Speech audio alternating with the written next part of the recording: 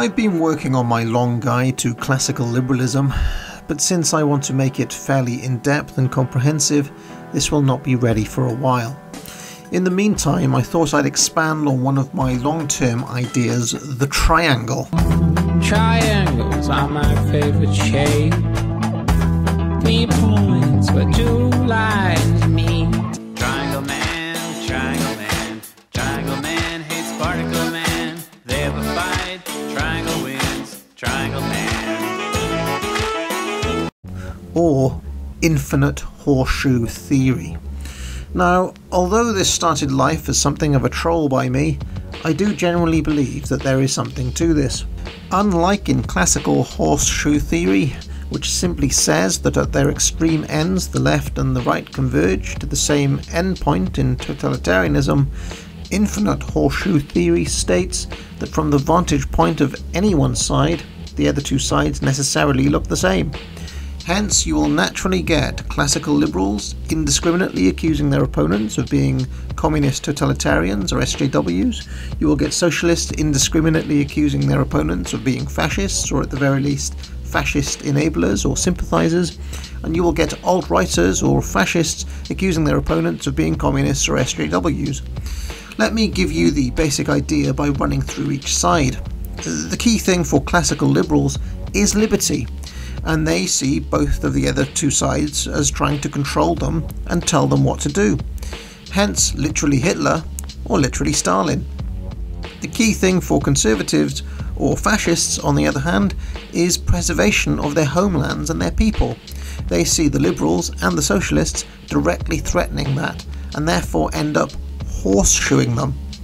And finally, the socialists want equality of outcome above all else, and see the liberals and fascists united against that cause, and therefore do not distinguish between them. Now, like I said, this all started out as a troll. I'm a classical liberal, and so this image here is tilted towards my view of the world. But let's actually wipe it to show the underlying values at stake underneath. And this is why it becomes infinite horseshoe, because in each and every case, with each and every value, one side will see the other 2 sides united against their value. Let's go through some of these. So here I've put a box around the moral foundations as outlined by Jonathan Haidt in The Righteous Mind. You can see that the liberal side values negative liberty and a certain spirit of fairness above all else. The right, meanwhile, value authority, loyalty and sanctity. In various streams with alt-righters, you will hear them complain about the moral degradation of the modern world. Many of them talk about going no-fap, for example, which means they abstain from porn and masturbation. They complain a lot about degeneracy, and naturally they gravitate towards authority. The socialists or the radicals, meanwhile, when push comes to shove, only really care about care and harm. Their pathological empathy overrides all other emotions.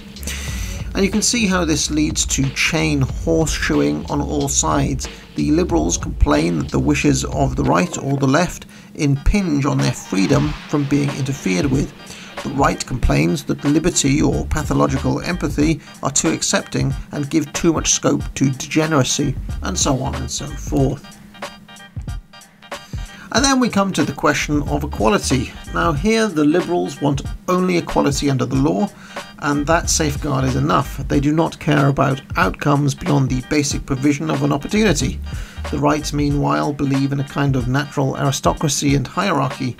That doesn't mean they necessarily believe in noble birth, but rather that some people are just better than others, and those wiser people should get more say. The socialists, meanwhile, want equality of outcome. You can see how this sets off all the horseshoes once more. Each side fundamentally offends the other 2. Moving on to individualism, for the liberal, a foundational value, but the right have a preference for paternalism. This is the idea that the wiser people get more say, and that they know better. And the left, of course, are collectivist. If your sacred value is individualism, then the other 2 sides will both look the same. Let's move on to the right's love of the home, which is threatened by progressivism of the liberals. By that I mean an embrace of change with technological change rather than necessarily social change. The left, meanwhile, just seem to love embracing new and weird things. Picture, for example, the vegan at the Ethiopian restaurant. And the left seem to be embarrassed by their home country.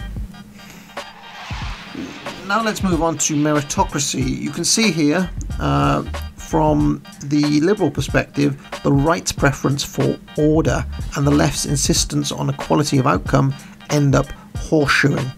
And likewise, meritocracy and equality of outcome both offend the idea of natural order. And by the same token, hierarchy and meritocracy offend the idea of equality of outcome. What are you going to do when horseshoes run wild on you? And so we can keep on going. The liberals believe in empiricism, that is the scientific method. The socialists in rationalism, that is the idea that one can plan or engineer society from first principles. And the right, meanwhile, reject both of these things, preferring instead a kind of belief in the transcendent truth or beauty of things, a very romantic notion, but one in which it always seems pretentious to want to quantify everything as per empiricism or to rationalise everything like the left tried to do. Then we come to the right's love of home, which I have long believed is the core emotion that leads to nationalism and ultimately to fascism. The left just don't share this at all, and for some reason bafflingly spend all their energies trying to welcome foreigners, as we've seen in recent negotiations in the USA. Meanwhile, the liberals just default to individualism here and see everybody on their own merits. And the horseshoes just keep running wild. Now, I could keep on doing this all day, but I think you get the general idea. Tell me what you think. Am I wildly off the mark, or is there actually something to this? I'd especially love to hear from guys who are really far from my view.